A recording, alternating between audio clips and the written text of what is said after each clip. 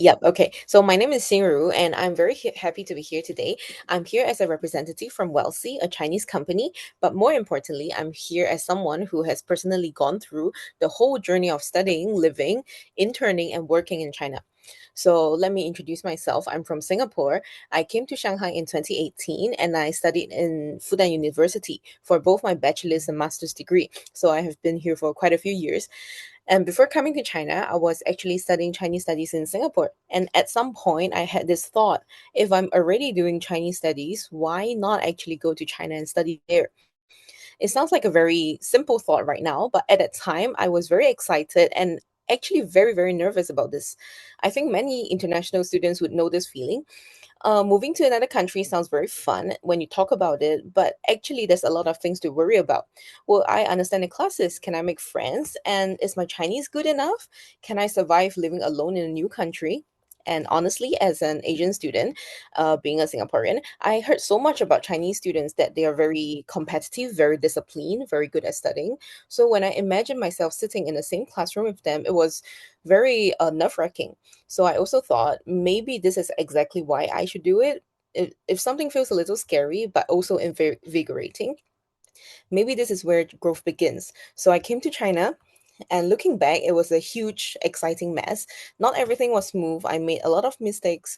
I felt confused many times, but I actually had the best years of my life here. So today, I want to share some practical things I wish someone had told me earlier about campus life, housing, internships, jobs, and life in China in general. So, okay, before coming to China, one thing that may feel very intimidating is the digital ecosystem. People will be telling you about all the apps and platforms that you need to access, but they are generally something that you never used before. And then it sounds like you're preparing for a very serious mission. I would say that yes, China is very digital, but it is not difficult to navigate at all. Before coming, I would say that you can just roughly understand what apps people use. I'm sure everyone knows about WeChat, Alipay, and all the like local maps and maybe food delivery apps, Taobao. You can download some of them in advance, but many things cannot be fully set up before you arrive anyway because you need a local phone number, a local address, and everything. So I would say that prepare, but do not overthink this at all. After you arrive, you just need to follow your school's instructions step by step. And most universities with international students, they already have a very clear process. So once you have your local phone number and school documents, then you can open a bank account in China. And after that, you will be able to set up all your mobile payment and digital services. And I promise you, once everything is set up, you'll love it a lot because daily life in China will be incredibly convenient. You can order everything from like milk tea to like a phone charger to and everything is very affordable and fast. So, and for school administrative issues, my biggest tip is very simple. Just stay updated with your school's international office. Every school will have this international office. There will be a website or maybe a WeChat official account or some student group chats. So important notices about registration, visa deadlines, maybe scholarships and exams will always come from these channels. So after the first settling in period, you need to understand course selection, how many credits that you need, and which modules are compulsory, which are electives, and when is the add or drop deadline. But again, don't worry too much. This works like most universities in many other countries. Your advisor, counselor, or department secretary will definitely guide you. So don't need to be anxious. You just need to check updates regularly. And after you settle in, like the basic things are all done, it is time for the fun part, which is making friends. And I actually love my student life in China very much. I still think those were the best years of my life. And one thing I will never regret is that I did not stay inside my comfort zone.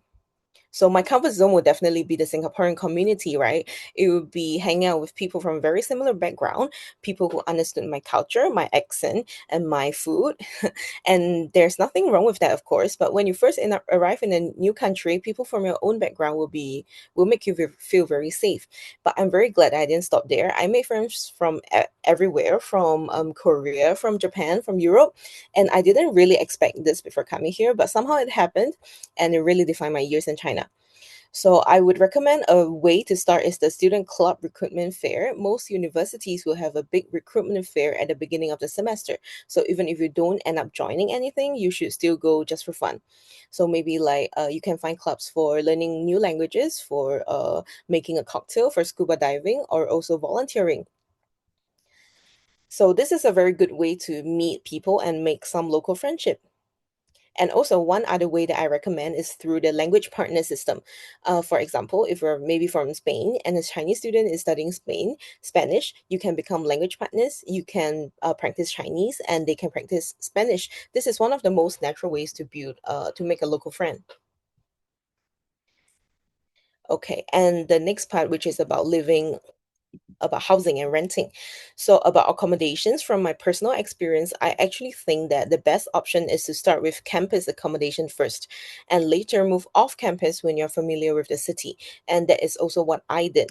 So, when you first arrive, living on campus makes everything easier. You're close to classes, school facilities, and other students. It is a lot easier to make friends because everyone is nearby. You can do group projects together, you can walk to class together, and you can join campus events more easily.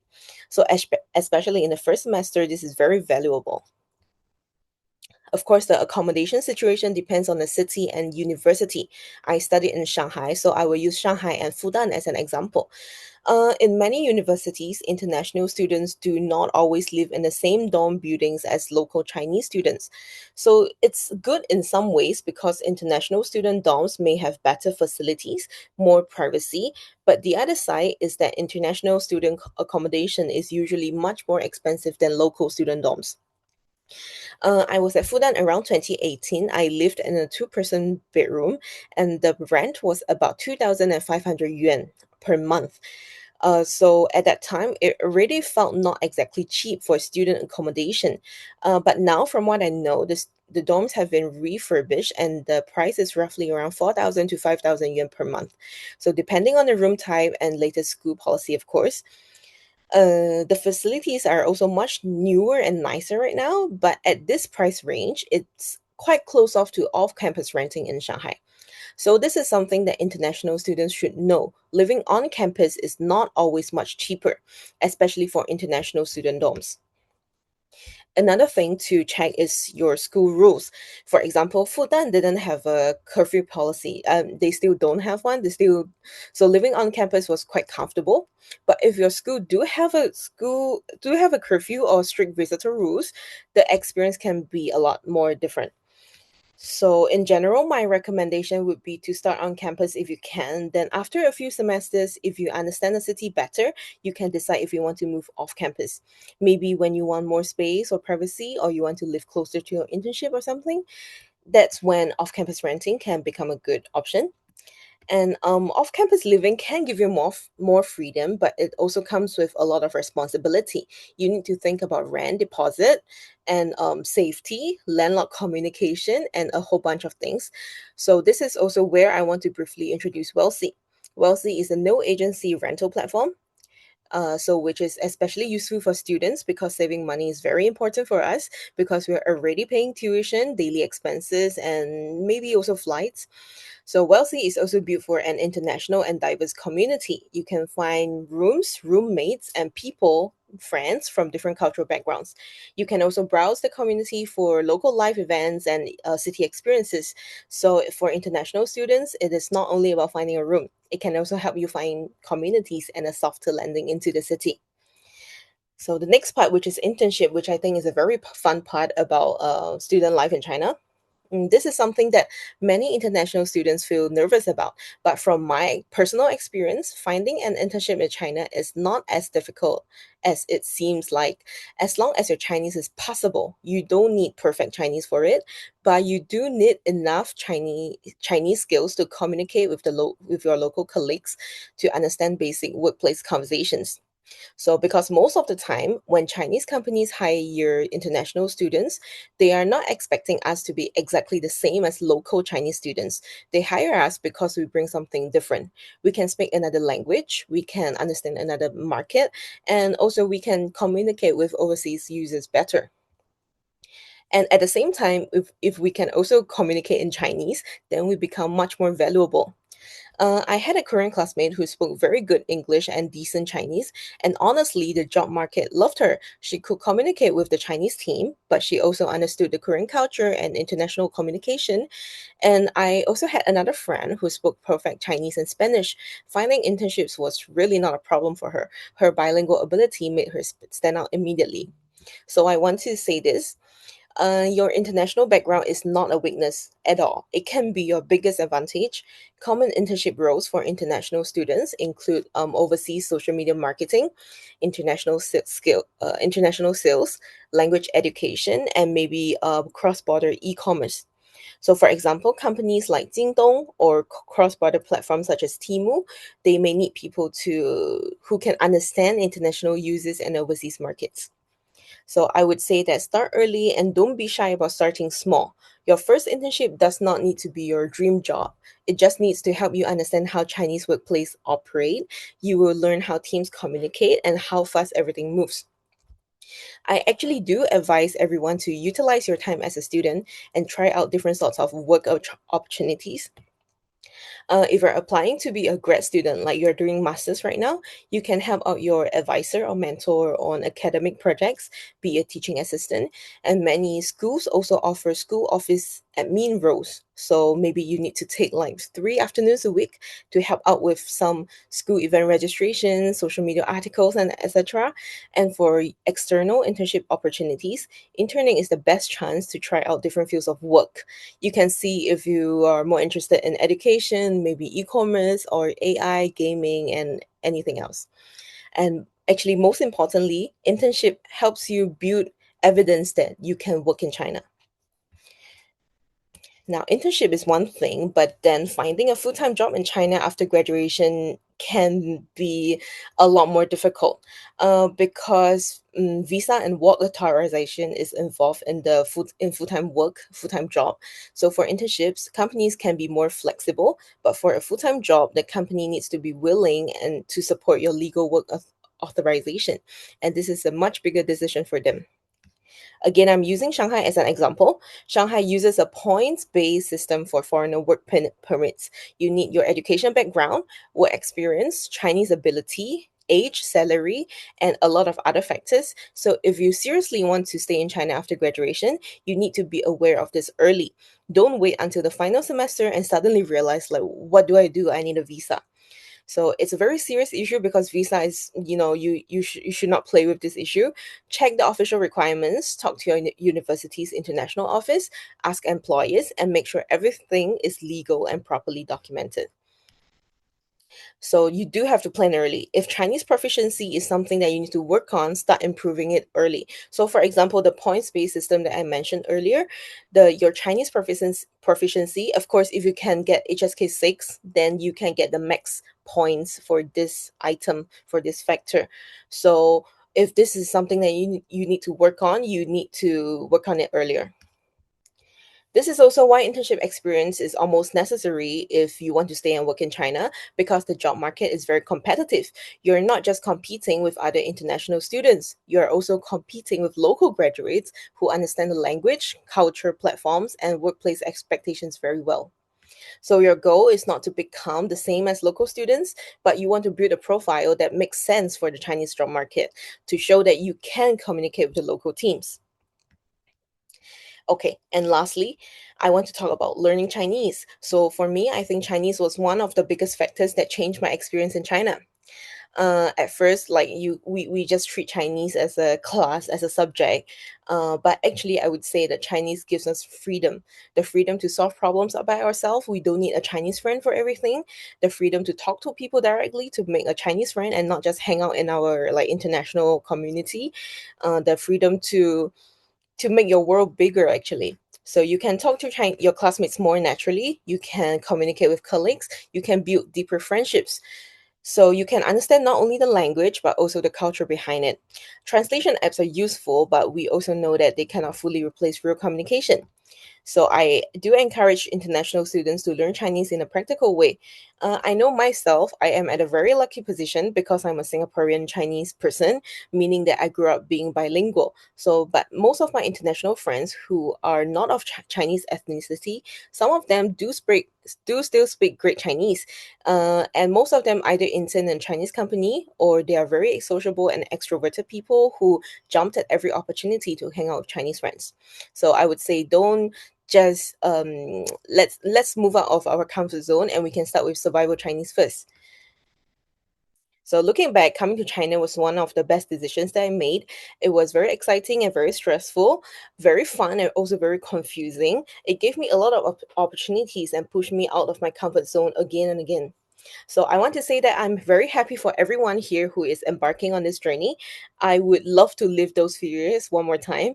So if China feels a little exciting and a little scary to you, I would say that this is exactly the reason to come. So thank you, and I'm happy to answer your questions.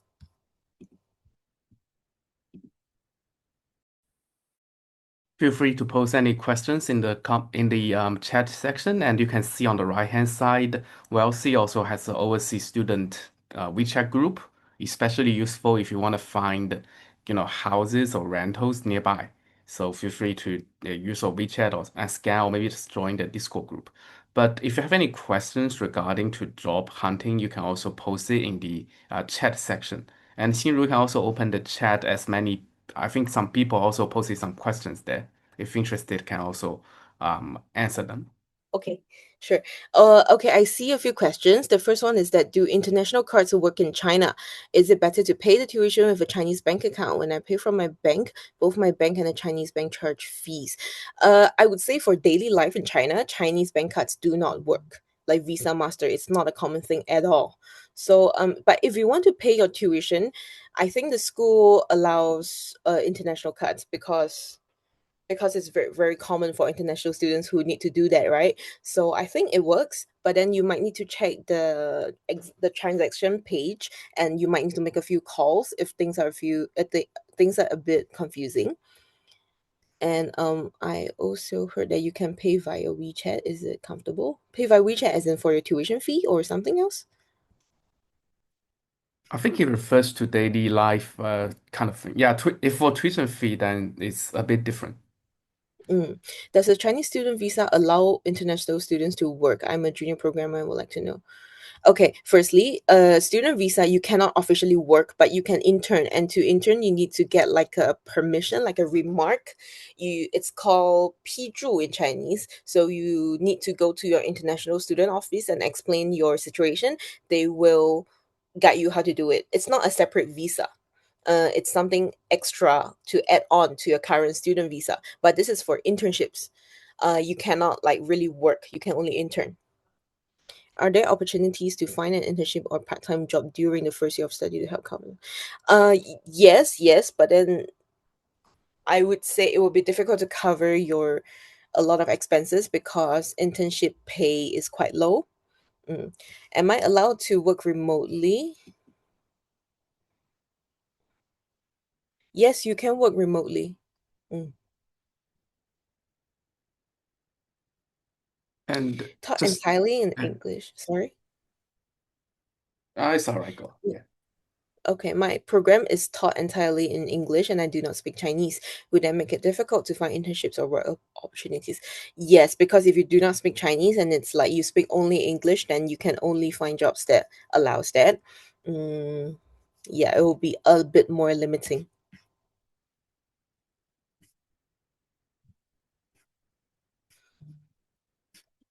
But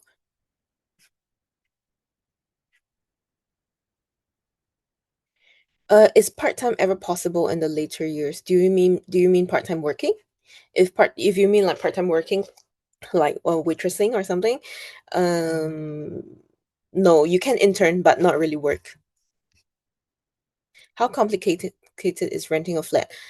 Not very. I would say renting in China compared to renting in other countries, renting in China is a lot more straightforward. As long as you have a valid visa, you have the money, you can do it. Like you don't need a proof of your income or your like savings. You don't need to prove that.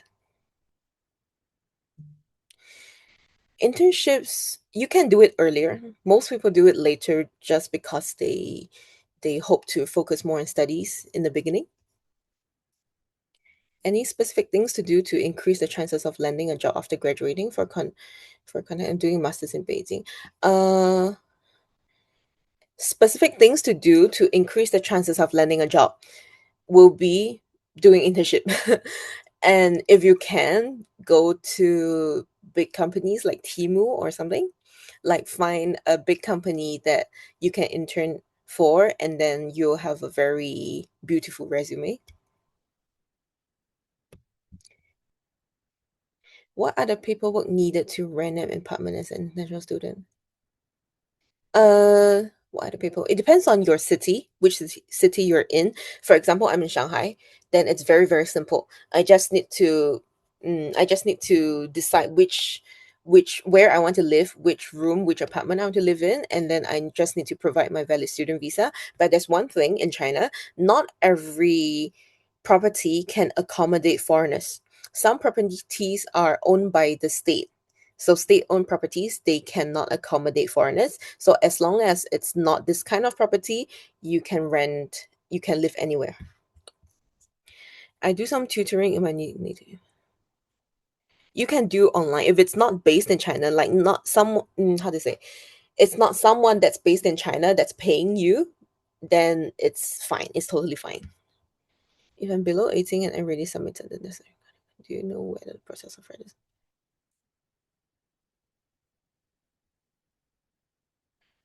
We require the guardian to be physically there.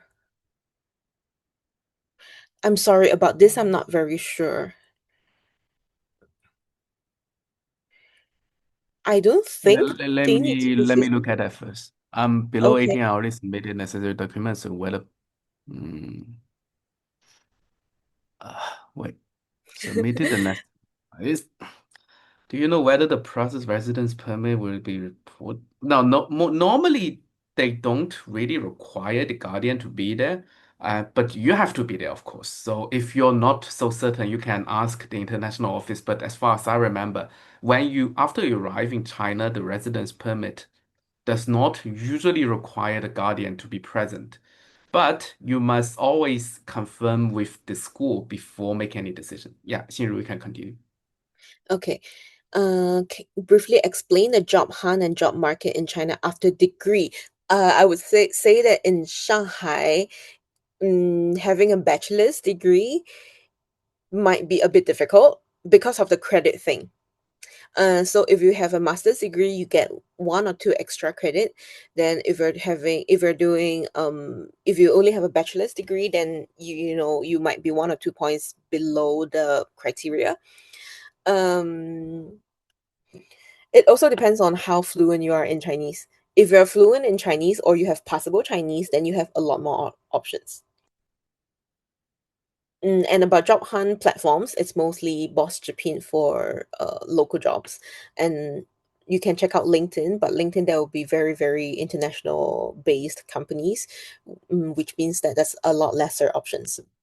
Okay, how difficult is it to learn Chinese while living and studying in China? Since I will be surrounded by Chinese native speakers every day, how long does it usually take to reach a level where I can use Chinese comfortably in daily life? I can. mm, how long might it take before I could take Chinese language minor courses, drawing programs taught in Chinese, or apply for internships? If your level of Chinese right now is zero, okay, then I would say aim for HSK 3 or 4 first. Then friendly conversations will be quite possible. Yep. Does English or Chinese taught programs options impact career opportunities, or is it mainly based on HSK level? No, the program itself doesn't impact the career opportunities that much. Um, I wouldn't even say HSK level affects it. What really affects it will be the interview. They probably will have a simple conversation with you in Chinese, so that might be the deciding factor. I heard that a lot of internships for international students are set up such that they provide travel and food subsidies, mostly. Uh,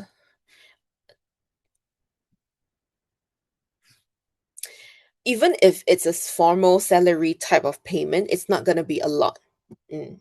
It's gonna be very common, very average level of internship pay. For example, in Shanghai, it's about 100 to 200 yuan per day. Is it possible to move into Chinese taught in later semesters if I take English taught? It really depends on your school. Even Chinese students, like local Chinese students who want to switch a major, it's not so easy. Mm. If I have contribution on helping my professor, like doing his paperwork and stuff, does it increase the chance of getting employed because of network? Yes. If your field, for example, if you are doing something that's very strongly related to what you're studying, then yes. Mm. S- Okay. Yeah, a little bit of a further explanation. So when you go to the university, sometimes many of the students, yeah, might just work with the professor, might just help them, or maybe the school office helping them with some daily work, or maybe just it's not like paid internship. They just helping people out. Well, sometimes, yeah, this uh a valid strategy because they might also be thankful and offer some opportunities here and there. But again, it really depends on if you have such supporting environment also. Sinru can continue. Just a few Okay. explanations. Sure. For STEM students doing master's degree, is it normal for professor to give monthly stipend? I think it depends on projects. So you need to be involved in a paying project for you to get this 补贴. Mm. Is freelancing allowed? Basically, you're not supposed to be paid by a person or a company based in China. Mm. So if it's like an American company or a company based in your own country, it doesn't matter. Mm. Okay, any other questions? You can intern, you can only intern. Yeah.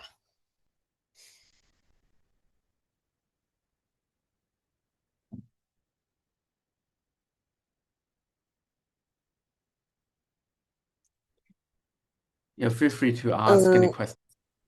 yes, local Chinese market is off limit. Because I would say don't risk anything about your student visa. I have seen people being sent back, so yeah, it's a very serious thing.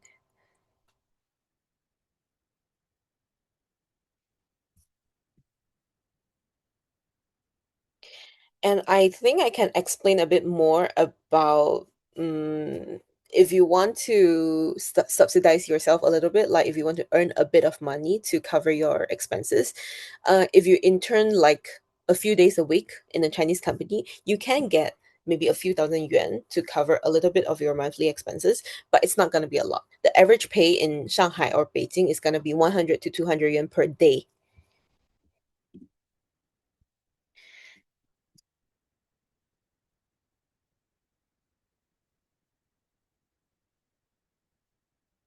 Uh,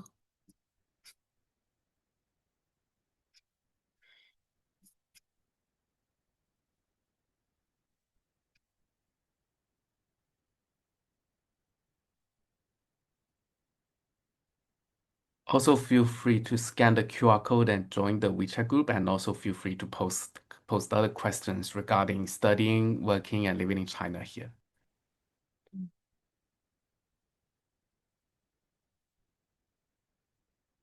Won an international marketplace like Fiverr or Upwork?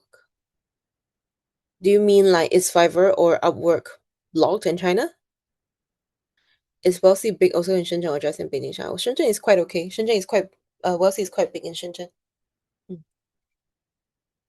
But I want to say that Wealthy is not like Airbnb. It doesn't mean that you book and get the place.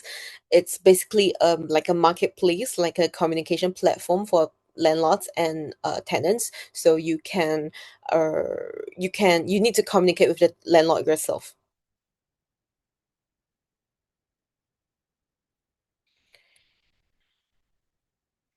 Yeah, but if you want to get 200 yuan a day, it means that how to say, if you want to work 5 days a week, you can't be taking classes. It needs to be a semester where you're really free for you to do this full time.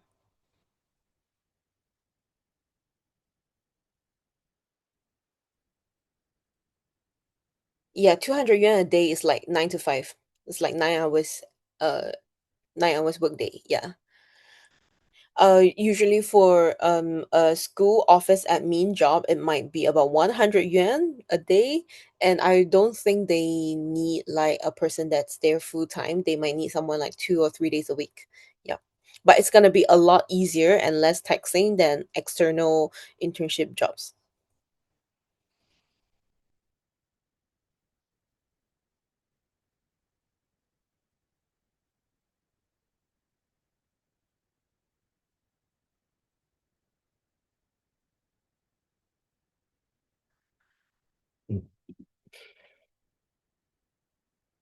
Is AI major worth it? Well, it's very trendy right now. I read that most of wealthy listings are sublets. This type of rent is available. Sublet is okay. It just depends on the property type. As long as it's not a state-owned property, it's okay.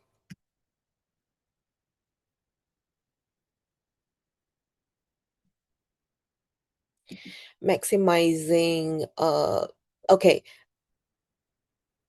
depends on your city. You need to search for the exact requirements.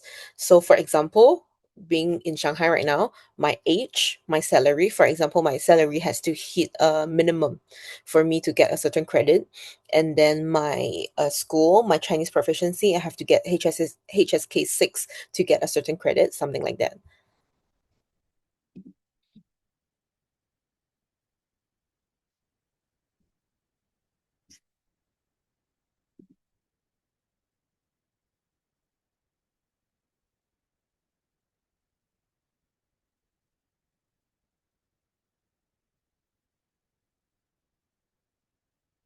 Feel free to ask any other questions, and we also gonna post the session recording on YouTube.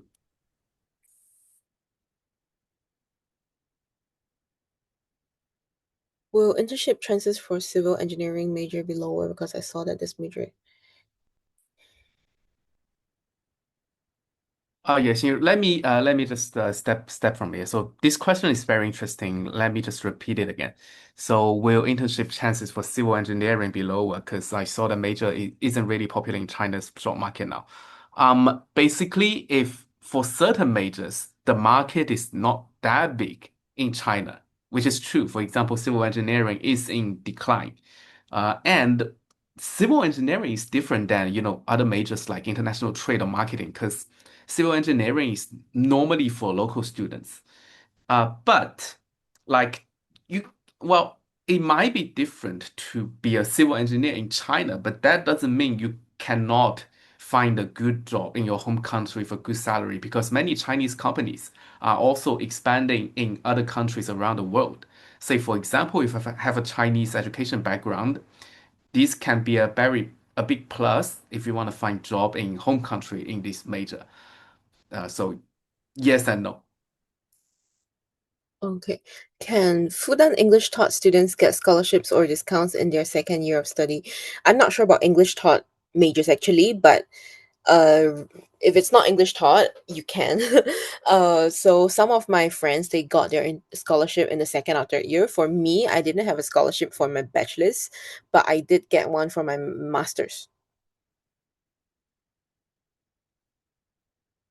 Usually the requirements to continue the scholarship you have received in Uh, it depends on your scholarship. There's a few different types. And for the like I think the孔子Confucius one and the China government one, you usually you'll be continue getting the scholarship as long as you don't do anything that's majorly out of line.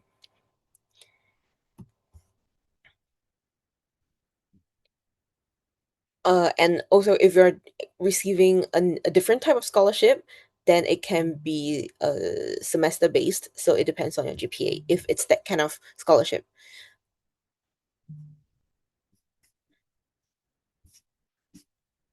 Uh, do you think that securing a work visa and working full time in China after graduation is only really realistically possible for students of elite level universities?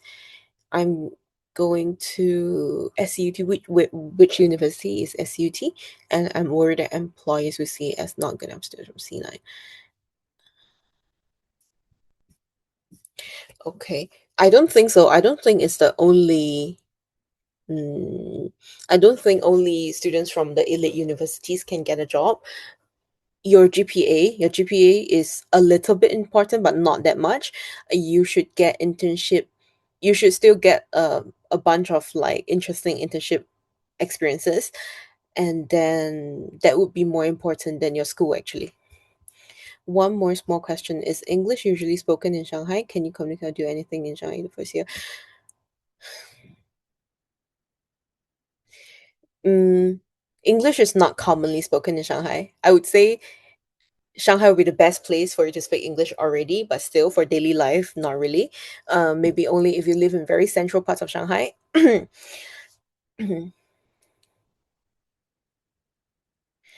you communicate or do anything in Shanghai? What do you mean by doing anything? What kind of things? And what kind of communication? You can definitely make a lot of international friends. You can survive only hanging out with international friends. That's very possible. Uh GPA does CSC require to maintain? If it's still the same when I was receiving that scholarship, it's not difficult. As long as you're not like crazily failing everything and like yeah, it's not difficult to maintain the scholarship. Is there a grading system in Fudan where only uh quite possible, but it depends on your department, like journalism or sciences or mathematics or something. It's true. It's possible that only 30% of the students can get A, but it doesn't really matter. If you even if you get B or something, it doesn't really affect your scholarship. Off topic, but how hard is it to transfer from mid tier?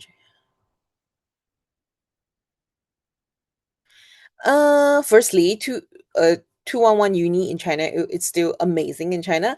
And if you want to transfer to a like a 985 or something like Fudan or Peking for your masters, it's very possible. It's very possible. It's not that difficult.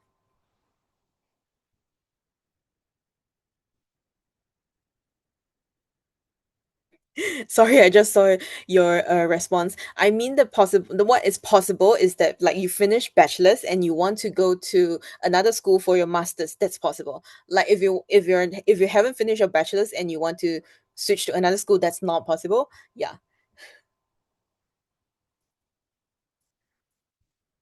Is the competition of getting a job with international student and local student brutal? Uh, yes, a little bit, especially if you want to go to a good company, and also why is it difficult? Because you do see a lot of expats here, but then most of them are not like fresh grads. They are sent from their home country. For example, Timu wants to need some international talents. They will hire in that country specifically because they will have an HQ over there. And in China, the amount of international expats, international talents that companies need will not be that much. So yes, you have to. It's not that simple because you have to prove to the company that you are worth it. You're worth it for them to support the visa system. Is curriculum for domestic and international quite different? And if it's different, curriculum, you mean like school curriculum for domestic and international students? No, it's the same. It's the same curriculum. Why would company hire international? For example, if you can speak Chinese and another language, then of course you are very valuable. Is it difficult for an international student to get a single dorm room in Funan? In my experience, it's not that hard. It's not that hard. But still you have to kind of like, for example, the registration is open like 10 a.m. tomorrow, then you have to be ready at 9:30, something like that.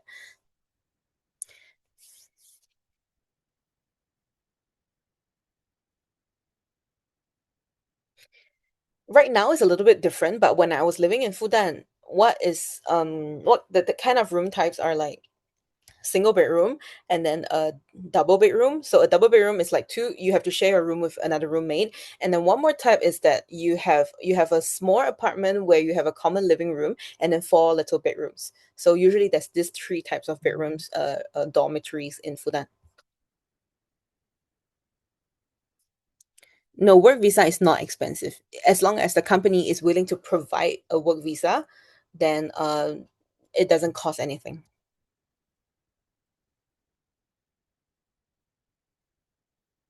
Have a nice day too. Thank you. Career lettering. I'm sorry, can you explain to me what is career lettering? I'm not so sure.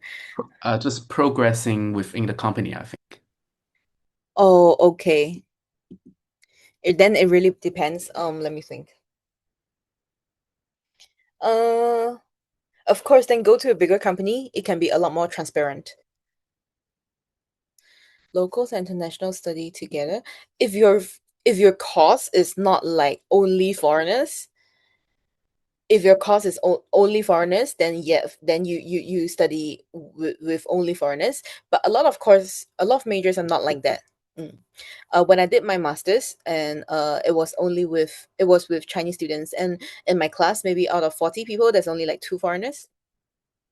So once you get a work visa, is it just permanent? Can you eventually shift to a resident visa and live in China as a Chinese?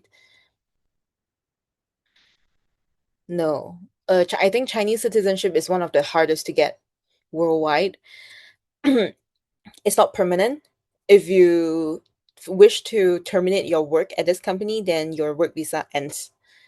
Or maybe we just call it a day because it's like almost an hour. And you can also join the WeChat group. I just send the QR code and post and ask any questions, especially related to renting. Because, yeah. Also, I see the question, how would you become a Chinese citizen? Uh, it's very very difficult because China is not like many other countries. So only in very rare cases would they give citizenship to Mm. people, I mean domesticate, whatever you call it. But in most cases, you would get a long-term residence permit, which is like a green card in the United States. So, allowing you to just technically just living there for very long time. This is possible, but getting Chinese nationality is very difficult. Can if you marry a Chinese person, you can get a spouse visa, which yes will be a lot more stable than a work visa. Okay.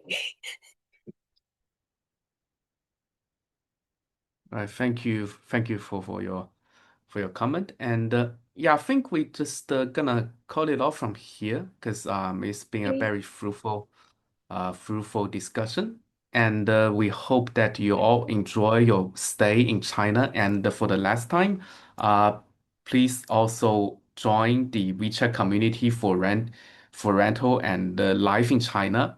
Uh, Wellesley would also sharing some original contents and services there as one of the most well established service provider for renting in China. So again, thanks Xinru for having her time and wish you all have a pleasant day. We also upload the video soon on YouTube and yeah, have a nice weekend.